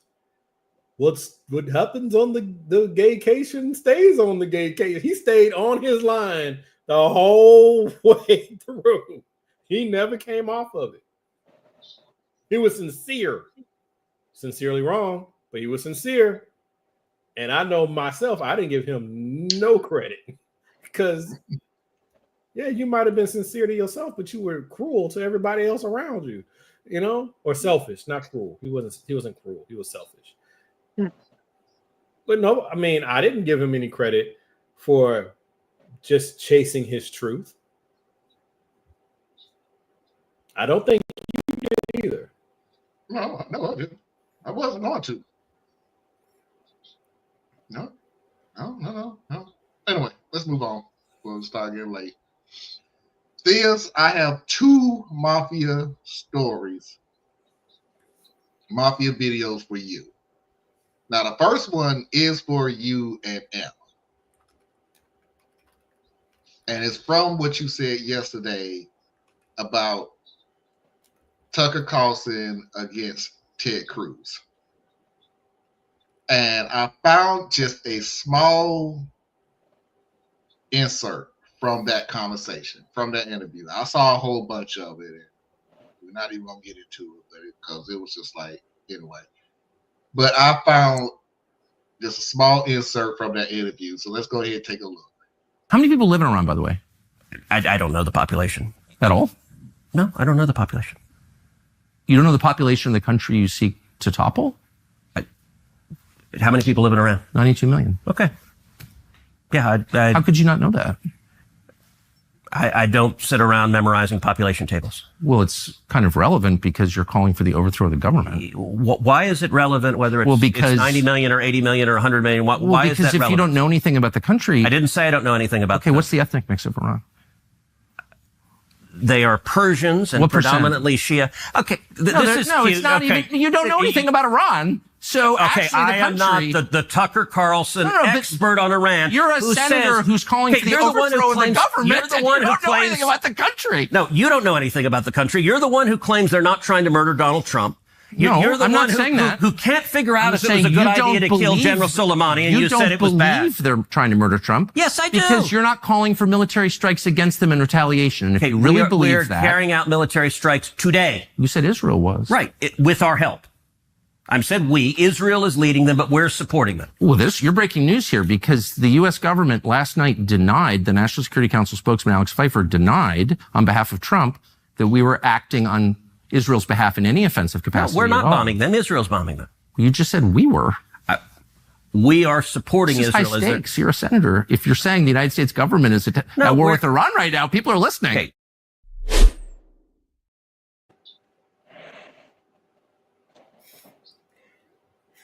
I love it. I love it, man. Baby Cruz is perfect. And the way the eyes keep darting all over the place like a baby normally would, because everything catches their eye. Yeah, I like that one. Now, the fact of the matter is two parts of that video. I pulled it up because I just thought it was funny as fuck. I didn't even listen to the whole thing. I just thought it was funny as hell when I saw it and went, oh my God, this is actually the interview. So I just pulled it. Like, I forgot that was part of the interview. So one, I pulled it because it was funny as hell. Because it was funny as hell to me. Two, yeah, you heard him. He literally told you that they're finna bomb Iran. And the night they bombed Iran. Now he tried to backpedal. We are gonna do it tonight. Like we in the figurative sense. See, yeah, we gonna do it tonight. I think that was less of a gotcha than. I think the only reason that stood out is because Tucker is so good at what he does. Because the reality is, we all knew that. We all knew that. Tucker, now, don't get me twisted. Don't get it twisted on here because a lot of people Tucker went in. Tucker hates your damn guts. Please believe that he's not your friend. Tucker ain't my friend. Like that's why I say to the people on the left, stop acting like, oh, this is the first time in my life I can support Tucker. You shouldn't. Not at all. Just because he said something that you can agree with, he could have been talking about how apples are sweet. You can agree with that, right? So I mean, just let this one ride. Just tell the end to sit us off with that. I agree with Tucker. That's it. That's your sentence. Full stop. You ain't got. I support Tucker. No, I didn't know Tucker was like this. Maybe he's changing. No. Maybe we need to sit down at the table with Tucker. No. And this should really be more condemning of Tucker because Ted Cruz, we all know he's slimy. He's been slimy since the day he got elected. He's just a horrible, horrible person. But you mean the dude that was going to leave Texas in the middle of a snowstorm? I mean, that was bad, but I mean, the dude has just been bad the entire time. He's just a bad person. He's literally a bad person. He was the precursor to JD Vance. If you really look at it, he was the Terminator 1 version of JD Vance, who is now a T2. And watch out, because T3 coming. right? But I think a lot of the scoring really should be on Tucker, because I heard somebody point this out. Tucker's always known these things. Tucker is a gifted debater, a gifted interviewer. He's incredibly intelligent. These are just true statements. It's just what Tucker is. But he played this game for 20 plus years. For 20 years, he protected somebody like a Ted Cruz. For 20 years, he was a spin doctor for people like Ted Cruz. For 20 years, he was the instrument of destruction for Fox News that he now puts on blast when he's talking to Steve Bannon. So Tucker's a whole problem, right? So it's like, I get it. It's nice to see somebody put the screws to somebody as slimy as Ted. Yeah. And Ted not be able to run from it, because we know we don't have anybody in mainstream news that will do that. Yeah. All right, the second Mafia video. Anna, I apologize in advance, but I did tell you I was going to play this video for Thea's because I wanted Thea's ear take on it. Right. Cat lady. Today I effed up by misunderstanding my gynecologist. I visited the gynecologist on Thursday for my yearly exam. I see a male gynecologist, and while he's a little awkward, he's a very nice guy, a good doctor, and hasn't given me creep vibes. Before he came in, I took off everything except my socks and put on a little gown they gave me. I settled on the bed and then he entered. We made a little bit of small talk just so that we weren't in silence. I go through the any concerns, anything you need to bring up since the last visit, etc. And then it's time for the old peek. I put my legs in the stirrups and he begins his exam. He must be feeling awkward from the silence because after a minute he says, "Oh, you must have a cat, huh?" I do have a couple of cats, but I hadn't mentioned that to him. My brain short circuits. How can he tell that I have cats just by looking at my lady parts? Does it smell like cats down there? So I say, why? Does my vagina smell? He must have interpreted my question as, why does my vagina smell? And he said, I'm not smelling anything right now. Can you describe the smell? My brain goes into overdrive. What the hell does he mean, can I describe it? He's the one down there. So I clarify, can I describe the cat vagina smell? He pauses and sits up straight and just says, what? So I say, do I smell like cats down there? How could you tell that I have cats? His face turns bright red and he points to my foot in the stirrup, or more specifically, the cat socks that I'm wearing, which also happens to have a single white cat hair clinging to the sock. I said, oh, I thought my lady parts smelled like cats or something. He shook his head and he very quickly finished up. So I don't smell like a cat, but I don't think I can go back to him. The top comment from Sailor Chibi. Rest assured, he's told literally everyone in the office about this. Way to go, lady. You made this awkward. I feel for the doctor. Mm-hmm. Now, if he had gone under the robe and said, wow, that's a pretty cat, then I could see her going off in the left field. But she made this man trying to do his job. That is she just made it awkward. Just rude. It's rude. I don't forget not going back to him. I think he should cancel all your future appointments.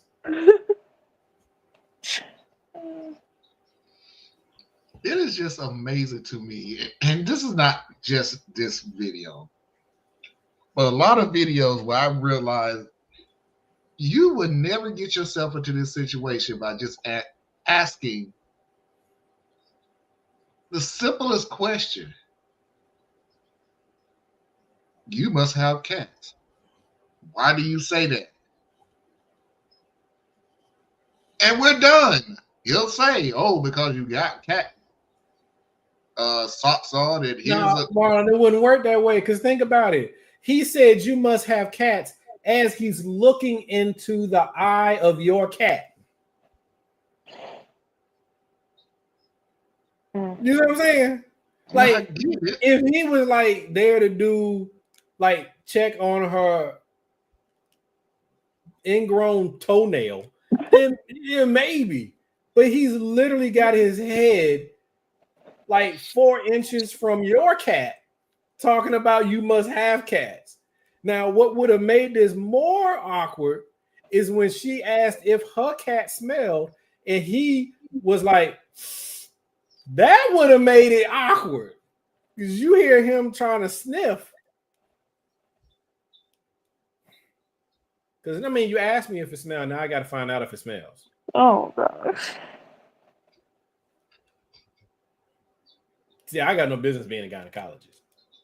Absolutely not. First of all, I got no business being a gynecologist anyway, because I don't want to be around the unhealthy kitties.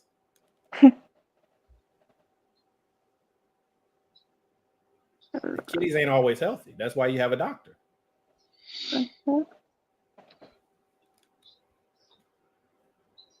Not even gonna say anything about that one. I just feel sorry for dude. She made this interaction so awkward for this poor man. He can't even go home and tell his wife about this because she will not understand. Baby, I don't. What did I do wrong? Bill, sit down. I'll help you figure this out. Fosse's videos of the week.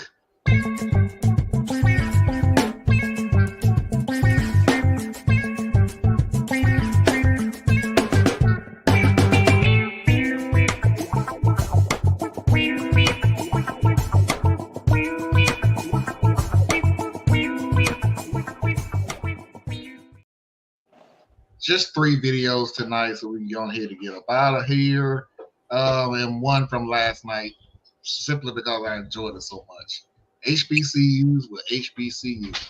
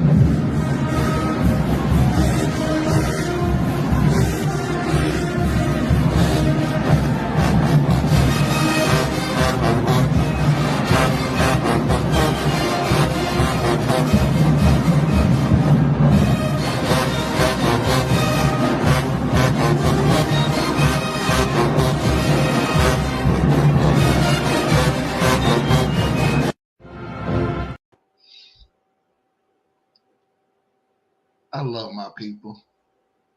I love my people for the fact that the band just started playing Boots on the Ground.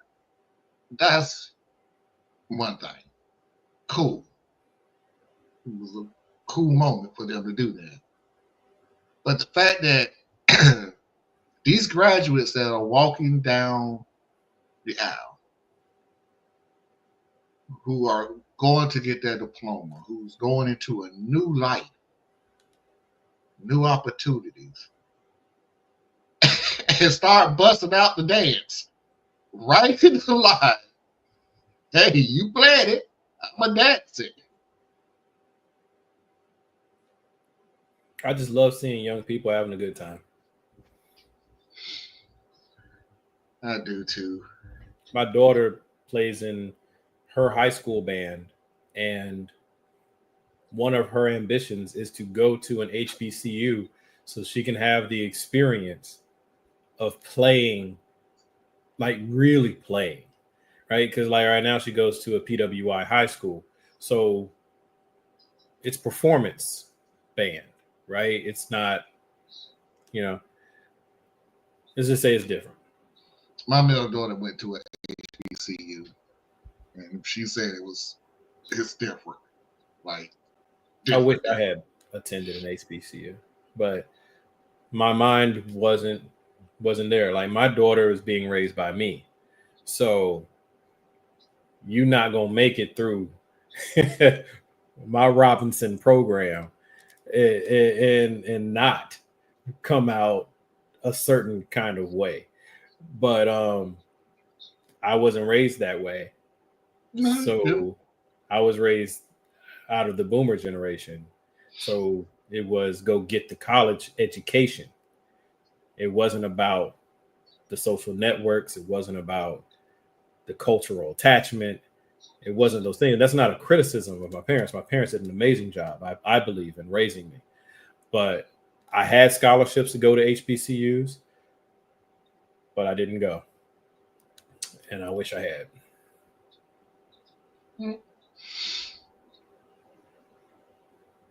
I wish I would went to college, period, honestly. But I still got a chance. Even if I take 2 or 3 classes or something in a year, I can still do it. You absolutely can if that's what you want to do. Yeah. Next video. Good question. I don't get it. How does the brain remember that I forgot, but can't remember what I forgot?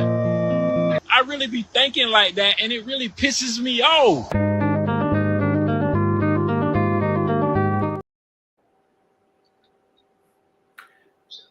Well, to help the young man, your brain does remember what you forgot. You just can't figure out how to access it at this point. But your brain knows. And that's also frustrating. So it really is. Hey, Marlon, a 99-year-old just graduated. You could do it. Oh, yeah. It's not like too late for me. Foxy, who is older than me, just graduated last year. 1 year. Yeah, I was like, dude, like she's still older than me. Come on, you act like I'm 10 or 20 years older than you. I'm just trying to respect my elders. You should. Okay, then. But not like that. I respect my elders. You know what's funny, Marlon? This was funny.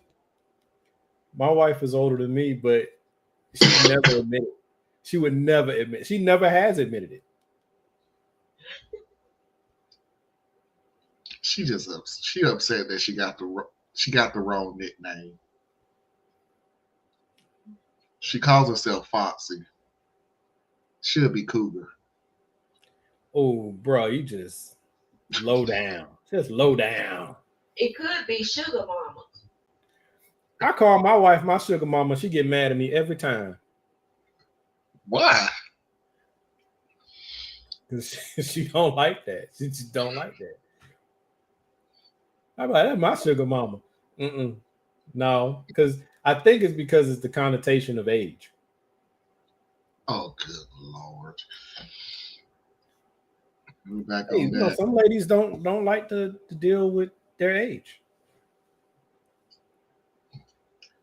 Last video of the night. Foxy, are you listening?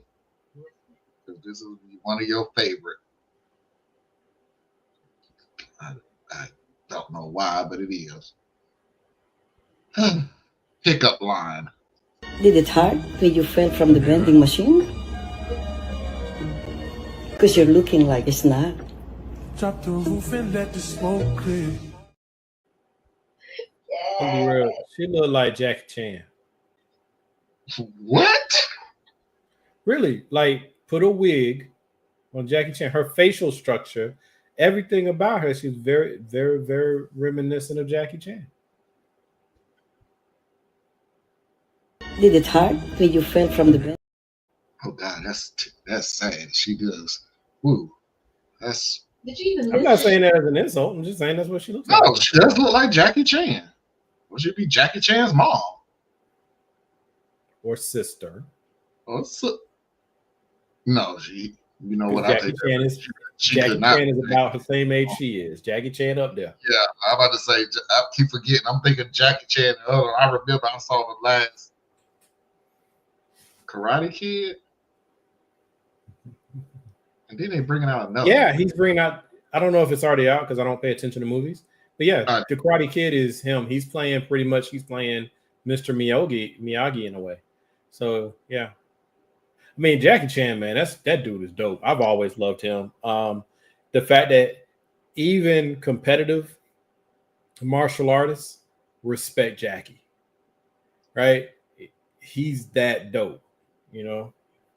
I was shocked when I found out, or I don't know, find out because I don't know how true it is, but it was said that Jet Li, remember Jet Li, that he's a tremendous actor and physical, like he knows his martial arts, but he's not a fighter. So like he couldn't do competitive martial arts, is what the allegation of the thing is. Didn't we hear that about Steven Seagal? Well, Steven Seagal, everybody says he's essentially a fraud. Like he gets no respect from nobody. He don't get respect from other actors. He doesn't get respect from other martial artists. And I've never been impressed by him at all. I was, until I realized that I was like 2 movies in, maybe 3 movies. I gave him 3 movies. And I went, dude, isn't that the same character you played in the last movie? Like, all you did was just change the plot and the people. Yeah, he was the same character. He was extremely one-dimensional, which personally I don't have a problem with, because some actors only need to be one-dimensional. But I think it's called Under Siege. That one was the only movie I think I enjoyed from him. All the rest of it, and I probably enjoyed it mostly because of Tommy Lee Jones, because I think that dude is like hilarious. One of the best actors. Yeah, Tracy, you need to do that. Tracy showed a picture when AI changed her hair color to black. It does not look like Tracy at all. It doesn't even look like somebody related to Tracy. That's what I said on her show earlier. It didn't even look like somebody who could be related to Tracy. Okay. So it was. That'd be like maybe showing me with dreads. Could you imagine that? You would probably not look the same. It's so. It was. I don't even know how to describe it because I don't want to be insulted. I don't want to. Ooh, strange. It's creepy. And it wasn't none of that. It was like AI didn't put black hair on Tracy. It looked like AI just filtered through the internet and found somebody who closely resembled Tracy and put her on there. And okay, now that's Tracy. It's like, that's not Tracy. That don't even look anything like Tracy. See, I don't even think I have a because I have a Chat GPT subscription, but I don't think I have any pictures of me because I don't take pictures of myself that are on my computer. I don't know that I have any on my computer. All right, everybody, let's go ahead and get out of here. Theo, tell everybody where they can find you. You can find me hanging out with Marlon and Anna right here on Radical Truth to Power. And sometimes you can find me on Complex Mind, Simple Man. I'm going to say this real quick because Tracy is going to act like she didn't hear me say this because she's that annoying little sister that we all know and love. We will not be on next weekend because it is the last weekend of the month. But then that's going to go into one ear and out the other. And I'm going to get a text or a message with Tracy I thought you was gonna be on this weekend. So I'm saying it now so she'd have time to type in what I just said. So she knows. I'm sure you're not gonna or whatever you want to say. Ladies and gentlemen, boys and girls, children of all ages, non-conforming individuals, and of course, I'm assuming you're LGBTQ. I appreciate Anna. I appreciate Thiz. And until next time, we will see you when we see you. Ted Cruz. Whatever. That was just funny. And the way they was fighting, they looked like babies in a way. So,